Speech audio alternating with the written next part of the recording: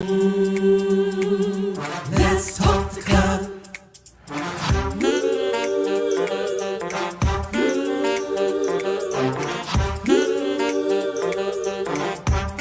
One more thing, like, subscribe, and share.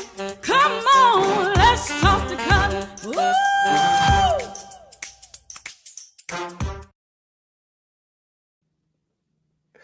Good evening, everybody. Good evening. It is June 20th, and I'm chuckling, and you'll find out why I'm chuckling in just a moment.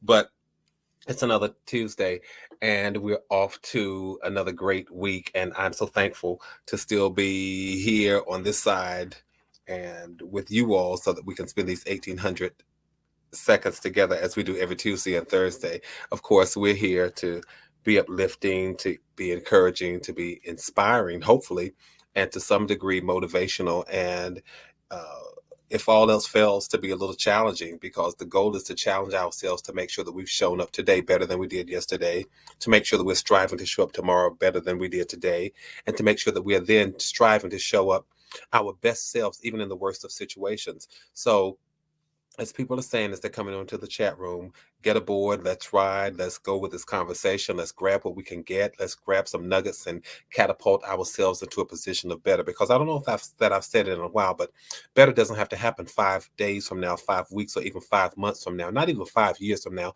But better happens as soon as you conceive in your mind that I can be better, I can show up better. I don't have to be the same person tomorrow that I was today. And that's what this channel is all about. It's not about anything that's always deep or profound or all encompassing to the point that we can't conceive what we're talking about. It's just a general conversation that we're having. Sometimes you find that you are interested. Sometimes you find that it applies to you. Sometimes it doesn't necessarily apply to you. Sometimes it applies to people in your circle, people in your spaces. Sometimes you say, oh, okay, you know what? I need to tell so-and-so what Cutler talked about tonight, or I need to remember that in case I'm faced with that situation tomorrow. So they're just general conversations like we have with our friends. Sometimes, when you're talking to your friends, a conversation will hit you and you say, oh my goodness, that's good. That's what I'm going through now. Other times you say to yourself, okay, I'm not going through that, but I've gone through it before. And then sometimes you say, you know what, I'm going to hold on to that because if I encounter this situation, I need to remember this conversation. So that's what we talk about here. There is nothing that is the equal of rocket science. It's not that deep of a conversation. So tell people, come on, let's talk to Cutler. Cutler's just talking about a whole lot of different things, conversations that real people need to have about real situations. For example, tonight we're going to talk about how to handle embarrassing moments. And that's why I started chuckling when I came on, because I realized, oh my goodness, I can't run. And as I'm trying to walk, I realize I have on a boot because I'm no longer on crutches. Thank God. After 8 weeks, I'm no longer on crutches or the scooter, but I do have to keep this boot on for maybe 2 or 3 more weeks, depending upon how the ankle and the foot are healing. But I'm doing fine. So I was trying to speed walk. Now, speed walking in a boot. So when you have something that's like that thick, and then the other foot, the heel is like that, you're like, doop, boop, boop, boop. So the walking is awkward, and I was trying to not even run, but to speed walk, and I just chuckled and laughed at myself. So while the intro was playing, I was sitting here laughing at myself, thinking, one day you'll be able to run. You'll be able to try it, but not now. So I was saying to myself, get somewhere and sit down until you heal. You all don't know that those are the conversations that I play behind the scene, but sometimes you just have to talk to yourself. You just have to talk to yourself just like you are someone else that you would be talking to. You would tell some other people, get somewhere, sit down, let your body heal, take your time, do what you need to do, don't overdo it. And I had to tell myself that. And of course I was chuckling at myself. But anyway, people who don't know that I had surgery are thinking, what is he talking about? He's going on and on and on. Catch the replays. Go back and catch the replays. But listen, tonight we're going to talk about how to handle embarrassing moments and embarrassing situations. I want to ask, before I recognize the people in the chat, before I recognize the LTTC VIPs, the Let's Talk the Color, very important people, and everybody's important, but that's just what we call the people over in the chat. Before I acknowledge them, let me ask you this. On a scale of 1 to 10, how easily do you embarrass? Come on, there's several of you all over there, but come on into the chat. I see you. On a scale of, I don't see you, but I see that you are there. On a scale of 1 to 10, how easily do you embarrass, with 1 being not easily at all, 10 being, oh, exceptionally easily. I embarrass so easily. 1 being not easily embarrassed, 10 being easily embarrassed. Tell me where you rank on that scale, and I will tell you all where I rank. You might be able to guess where I rank, but tell me where you rank. A lot of times we get embarrassed by the slightest things, and then we don't know how to bounce back from them. Have you ever been embarrassed and you made the situation, or you at least felt like you made the situation worse than it really was? And some people around you said, "Oh, it's not that bad. Give yourself a break. It's really not that bad. Let it go." But sometimes we can feel emotionally awkward. And that's what embarrassment is really about. Embarrassment is just defined as being just emotionally awkward. It means that you might feel insufficient for the moment. You're self-conscious about something at the moment. You are not comfortable in a given moment. You are maybe ashamed of what you did or how you feel. You feel shy and you don't want to be seen. You feel like you're not as composed, so you feel you feel discombobulated. Yeah, you feel you're stressed. You feel all of these things. Tell me, let me see what people are saying. Okay, we have a 3. Okay, wow, these are really ranging. Okay, so there's a 3, there's an 8, and I'm wondering. So the question is, on a scale of 1 to 10, how easily do you embarrass? 1 being not easily. I'm not easily embarrassed. 8 means, I mean, going all the way to 10 means, oh yeah, I get embarrassed so easily. All right. And I see 3s, I see 2s, I see 8s, I see 6s. Okay, I'm just trying to engage you all and see what the numbers are looking like. So tell me this. How do you think, if you had to rate me or rank me on a scale of 1 to 10, with how easily I get embarrassed, how would you rate me? Let me just wait and see. All right. So I see how you all are rating yourselves: 3s and 8s and 2s and 6s and 7s and 3s. So if you had to rate me in terms of how easily I can be embarrassed, how would you rate me on a scale of 1 to 10? Okay. I see. All right. Beginning Audrey scale says a 2. All right. Okay. Sonia says a 5. All right. So I'm just checking to see how you would rate me in terms of how easily embarrassed you think I may become.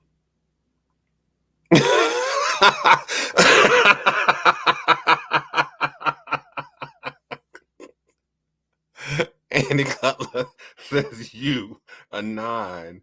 All right. Linda says a 2. Sylvia says a 3. Let's see.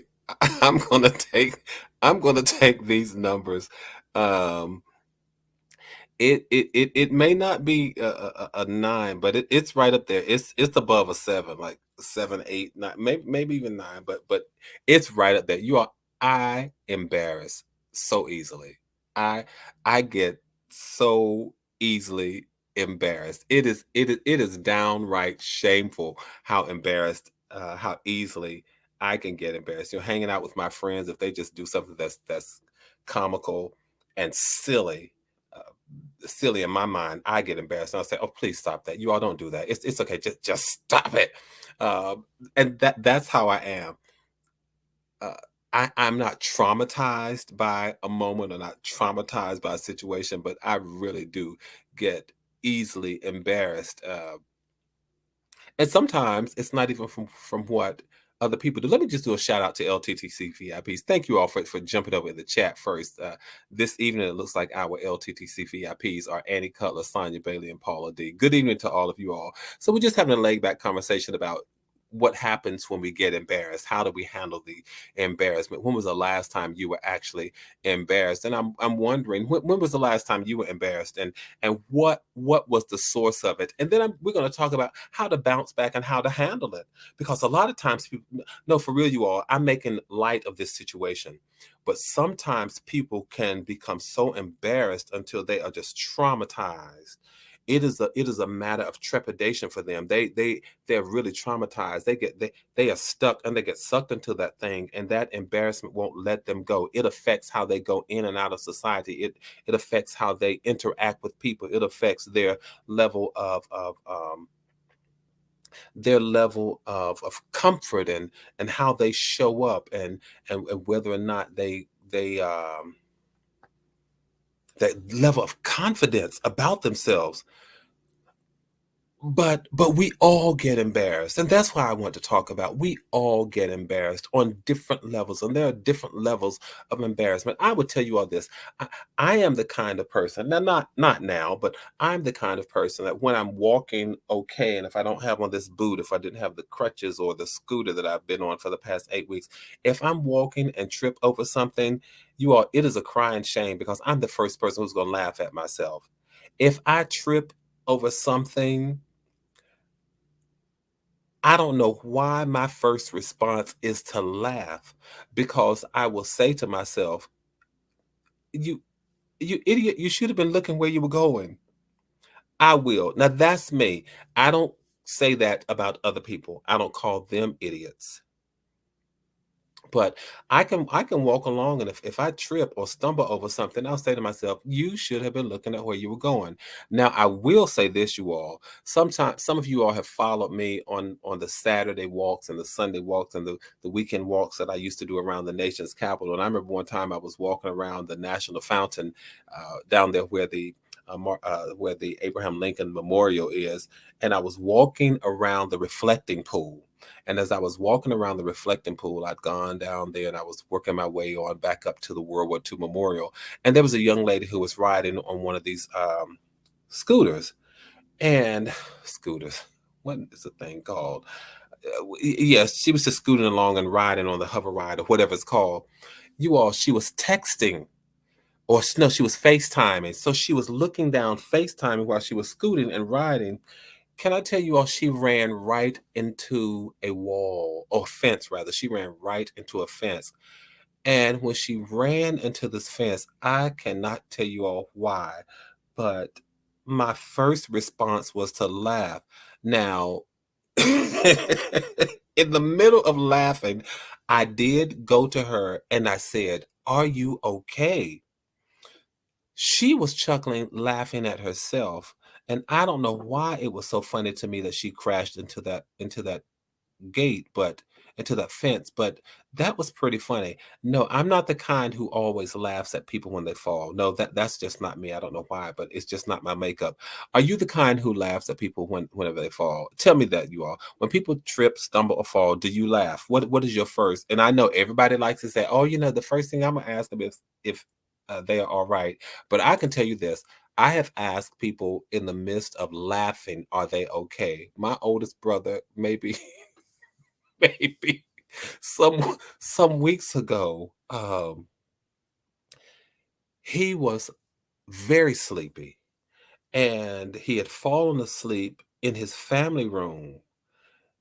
He got up to go to bed, and he had to walk upstairs, but he was so sleepy until he tripped up the steps. And when he tripped up the steps, I laughed so hard. And the first thing I said was, "Brother, are you okay?" And I ran to him to see if he was, if he was okay. But it just really, really cracked me up. So, what situations make you embarrassed? Have you ever waved at someone who was not waving at you? This is a lighthearted conversation. It really is. Have you ever waved at somebody who didn't wave at you? And at first, I laugh at first, then I feel guilty at laughing, and then ask if they're okay. And you know what, Paula D, the people will judge you, my friend, but I'm not. because people say, "Oh, you ought not laugh."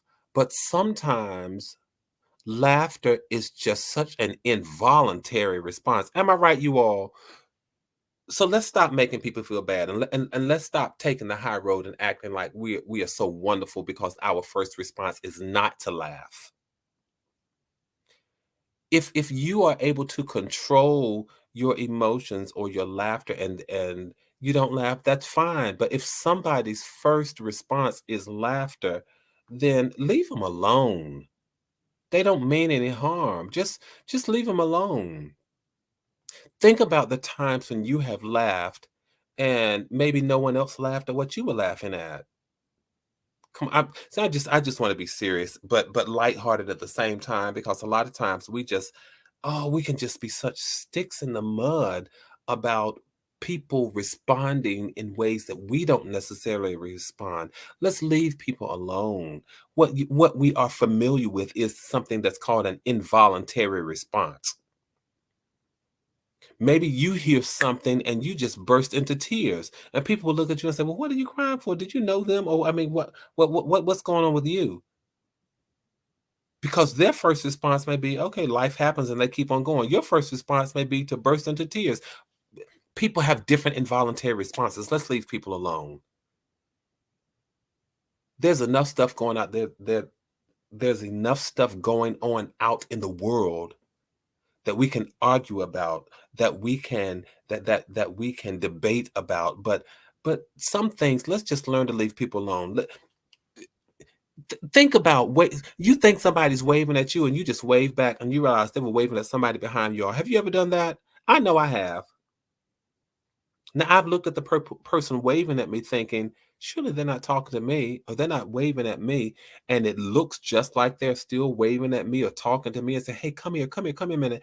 But I'm telling you, I've done it. I thought, let me, I don't think they're talking to me. I don't think they're waving at me. And ultimately I waved and they were waving at somebody behind me. Now, was I embarrassed? Yeah, I was. I laugh if I know them, but once I know they are okay, then I'm going to tease them a little. Let me tell you all this. I have an 84-year-old aunt. She's 84. And she will call me whenever she has a mishap around her house, and if she falls, even if it's just a slip and fall, she will call me, and while she's dialing my number, no doubt she's laughing because as soon as I hear her voice and she's laughing, I'll say, "What happened?" And she'll tell me that my aunt fell. Now she'll talk about herself in third person, but she'll tell me that my aunt fell. And it is the funniest thing to her. And she will say, "I know you're going to tell some of your siblings, you're going to tell some of your first cousins. So let them know that their aunt called." And of course, then we will all call that. She will say, let them know that their aunt fell. I would tell them, and of course, it works for her because then we will all call her and say, "Auntie, how you doing? Are you okay?" That sort of thing. But there are all sorts of situations that cause embarrassment. I'm just offering a few. What has embarrassed you? Have you ever tripped? Have you ever fallen? Have you ever sent a text message to the wrong person? Have you ever found yourself walking? Sometimes when I'm walking, my shoe gets stuck for a second, and I try to laugh it off. I can only imagine, Linda. You're walking, and if your shoe gets stuck in a crack or something like that happens, it's nothing that you did intentionally. You didn't intentionally stick your foot in the crack or you get stuck, but it just happens. You all. What about another situation? If you're walking back and forth past someone in the supermarket or in a mall, and you see them or you realize you want to say to them, "Okay, now are you following me? What's going on?" But it's just that sort of awkward situation where you've walked past someone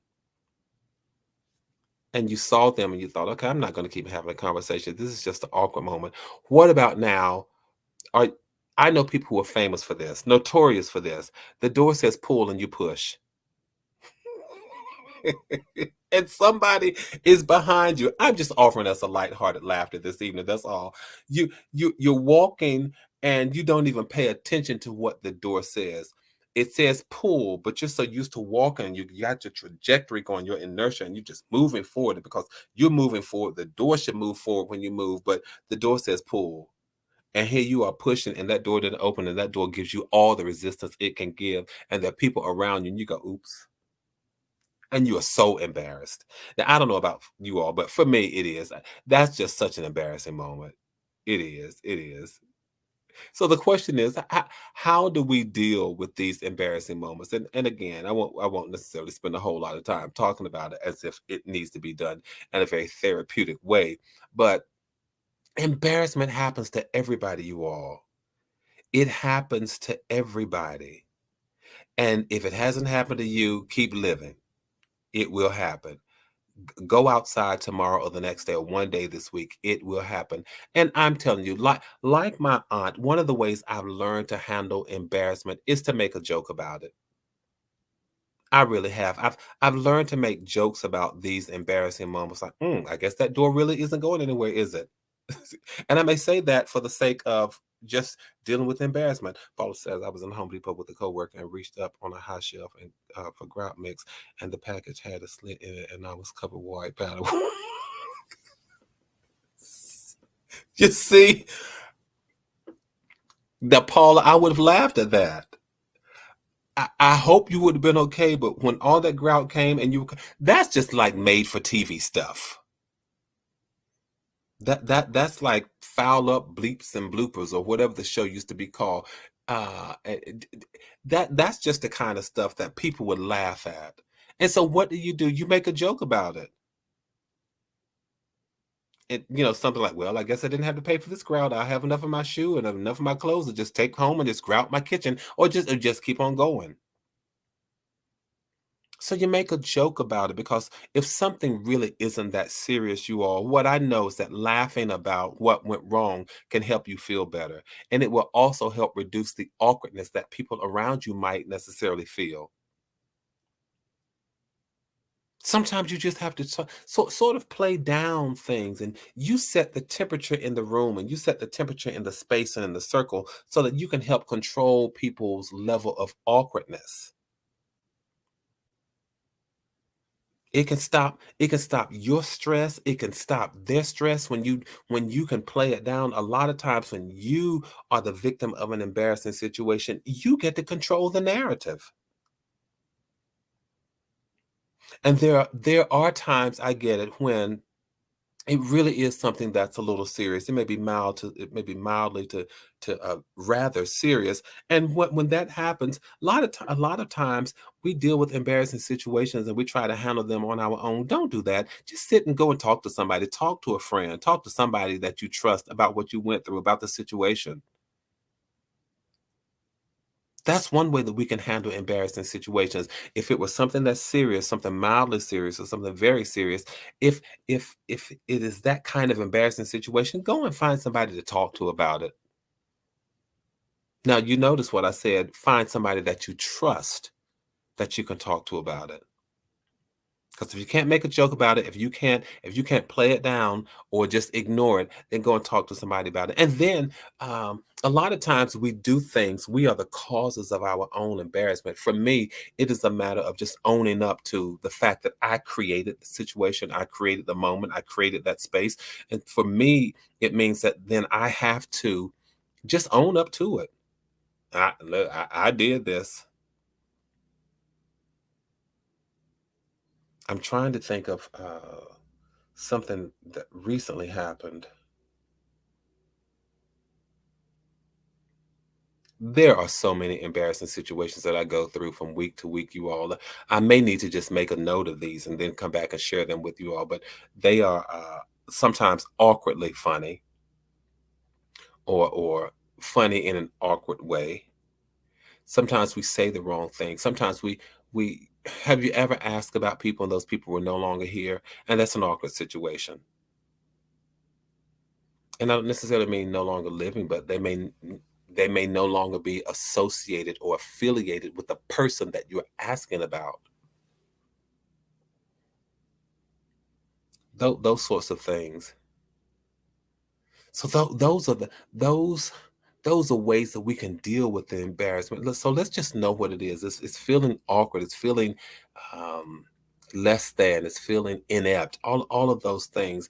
But really, what makes for the worst kind of embarrassment is when there is an audience and when the audience is big. That makes for quite an embarrassing situation. And sometimes people, they like to act like they're not embarrassed, but you can sometimes tell when people are embarrassed.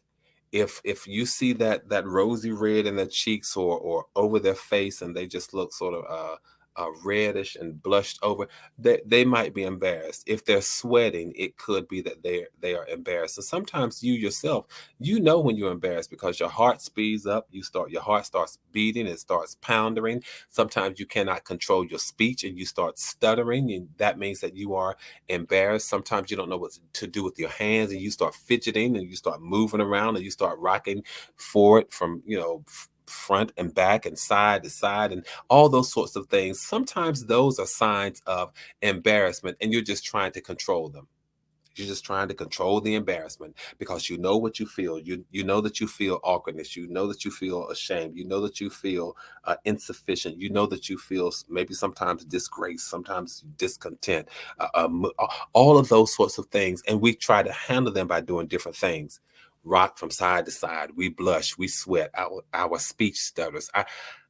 All of those things happen. They all happen, you all. So let's just not make an embarrassing moment that much worse for people. So Cutler, what are you suggesting when it comes to embarrassing moments? Be kind to yourself. Be kind to yourself. That's one way to handle an embarrassing moment. Just be kind to yourself. You didn't do anything on purpose, or maybe it was just by negligence or accident, but you did not create a situation purposefully.